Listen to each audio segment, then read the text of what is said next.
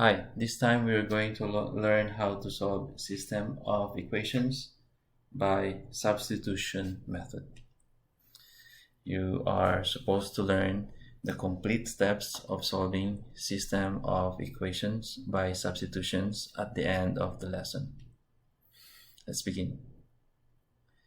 You can solve a system of equations using different methods. The idea is to determine which method is easiest for a particular problem. This video shows how to solve the system algebraically using substitution. These are the steps of substitution method. Step 1, solve an equation for one variable. You have to make sure that you are going to pick the easier equation or it's already in equation y is equal to, x is equal to, a is equal to form. Step 2, you are supposed to substitute the value of that variable to the other one. This is the most important part, the substitution part. Put the equation solved in step 1 into the other equation. Step 3, solve the equation. At the end of this step, you should be able to get the variable value, at least one of the variable. Step 4, after finding the value of the variable, the first variable in step 3, you are going to plug back that value on any of the equations on the given. There should be 2, so you pick the easiest one. After step 4, you are supposed to find already the solution, the value of your 2 unknowns, if you are given 2 system of equation. Step 5 is the checking part. After checking, it should come up with both true equations on both to be considered that your solution is absolutely correct. Let's have our example. Your first example is x plus y is equal to 5 and y is equal to 3 plus x. First step, solve an equation for one variable. But the second equation is already prepared. It's already been solved. Y is equal to. So we skip step 1. This is the most important part, substitution part. We will pick the first equation because it's easier to work on. So whichever, if you have the second equations worked on the step 1, you're going to pick the other one. So x plus y is equal to 5.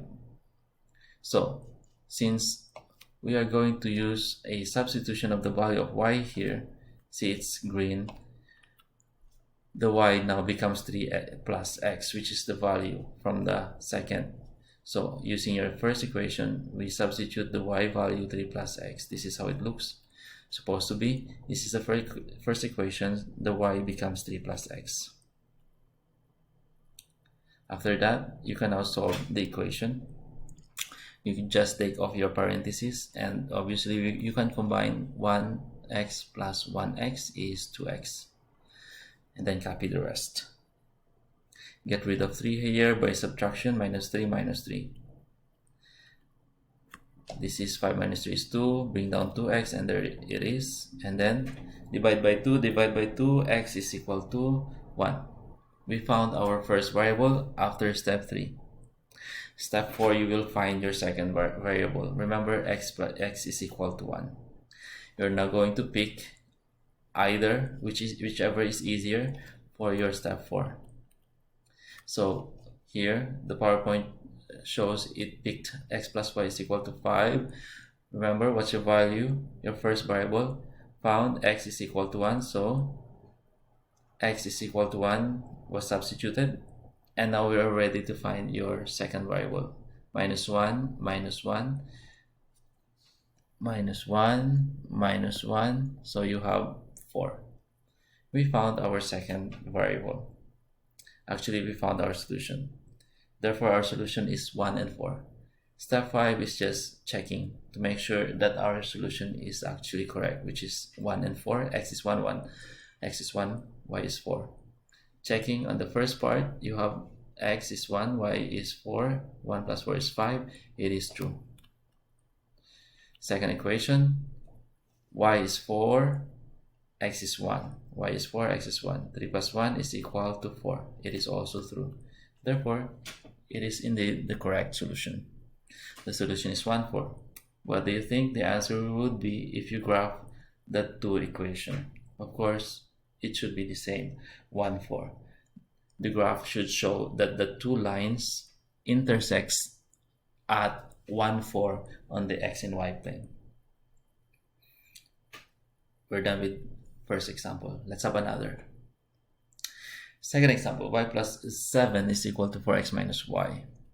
First step, you are going to solve for one variable. You can pick, of course, the easier one. You can pick the first equation. And so, let's see. This work shows that we are after of x is equal to, get rid of y here. You can actually do also minus x, whichever works for you. It does not matter as long as you have one variable equation of one of the variable.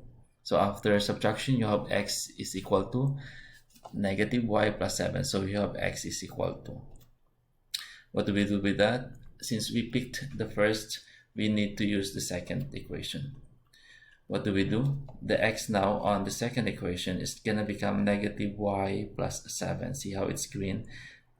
It will be replaced with the negative y plus 7. And I chose red. So, and then you are supposed to perform distribution. This becomes negative. This becomes negative 4y. This becomes plus 28. Copy minus y is equal to 8. And it should show. It should be shown, it will continue on the next page. There it is. That's the one I wrote at the bottom of the page. To continue solving, you have negative 4y and then negative 1y will become a negative 5y. Get rid of 28 here, minus 28, minus 28. This cancels out. 28 take away positive 8, it's gonna become negative 20. So bring down negative 5y and then negative 20. Let me clear. Divide both sides by negative 5. Divide both sides. Negative 20 divided by negative 5 is going to become positive 4. And we found your solution. So there you have it. Y is found, which is your first variable found. It does not matter if you found your x first or your y first, as long as you are not violating rules or properties of equations. Let's proceed. We now find the second variable, which is x. Since we know y is 4, of course, to find the second variable, we will pick the easiest equation. We chose the first one, y plus x is equal to 7. Since we know in step 3 that y is equal to 4, we now plug in or substitute 4 onto y. And then add both sides by 4. No, it's actually add. No, it's right. Subtraction. What am I thinking? So subtract both sides by 4. So 7 minus 4 is 3. Then we found your second variable. So therefore the solutions are 3 and 4. X is 3, y is 4. Step 5 is just checking. On the first equation, 4 plus 3 is 7. On the second equation, 4 times 3 is 12. 12 minus 4 is 8. It's also correct. Therefore, it's indeed the correct solution. 3 is the value of x, 4 is y. When is solving system by substitution easier than doing graphing? Answer: when only one of the equation has a variable already isolated, like in example 1. Remember your example 1, we skip step 1. That is the time, or it depends actually. Actually, some prefers graphing, but the problem with graphing is that when the numbers creates fractions after simplifying, fraction is difficult to graph on x and y axis. That's the disadvantage of graphing. So see which one works, see which one is easy here, and just try and try. Okay, let's proceed. Let's have this third example. X is equal to 3 minus y. The second equation, x plus y is equal to 7. Step 1, the first equation is already solved. X is equal to. We skip step 1. Step 2, substitute the value of x. So on the second equation, since we will use the first equation x value, we will substitute the 3 minus y on x. See how the x was replaced by 3 minus y, and that's what happened here. And then take off your parentheses. It's actually gonna become 0, because if you take this off, negative y plus y is gonna become 0. What is left is 3 is equal to 7. But if you notice, the variables were eliminated, but you have a doubtful result. You would think something is wrong. This is a special case. You would ask, is 3 actually equal to 7? Actually, it's not. It's a false statement. False. When the result is false, we can conclude that there is no solutions.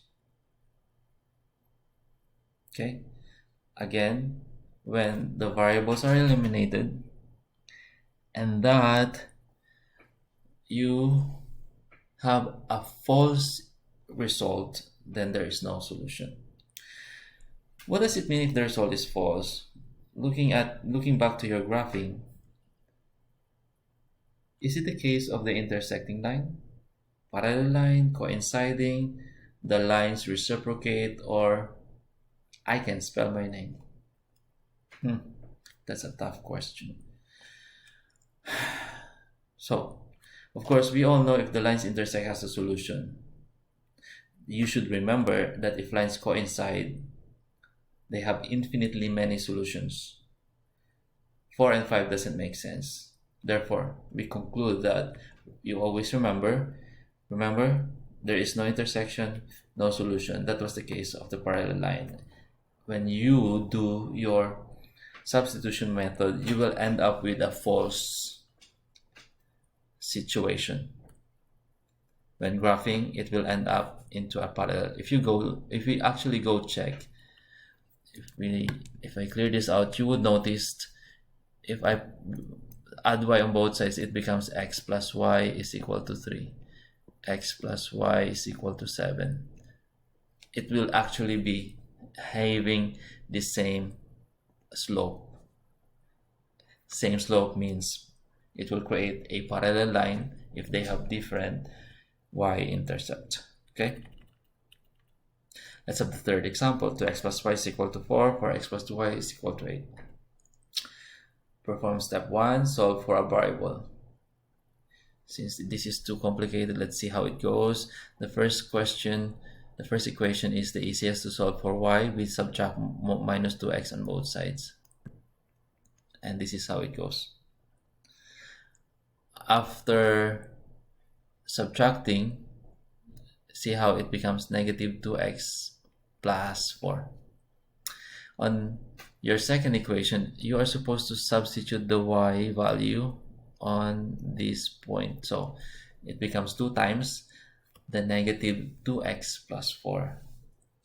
If you perform your distributive property, it becomes like this. 2 times negative 2x is negative 4x, 2 times 4 is 8. But 4x minus 4x is actually cancelled out because it becomes a 0, and you have 8 is equal to 8. So you would again think, what happened? Again, this is another special case. You would ask, is 8 is equal to 8? Yeah, it's true. But do we have a solution? When the result is true, the answer is actually infinite many solution. If you go back to our graphing, what does it mean if the result is true? Does the line intersect? Are the lines parallel? Did the lines coincide? Or these two nonsense? Of course, we know that it's not parallel. That was the case of a false statement.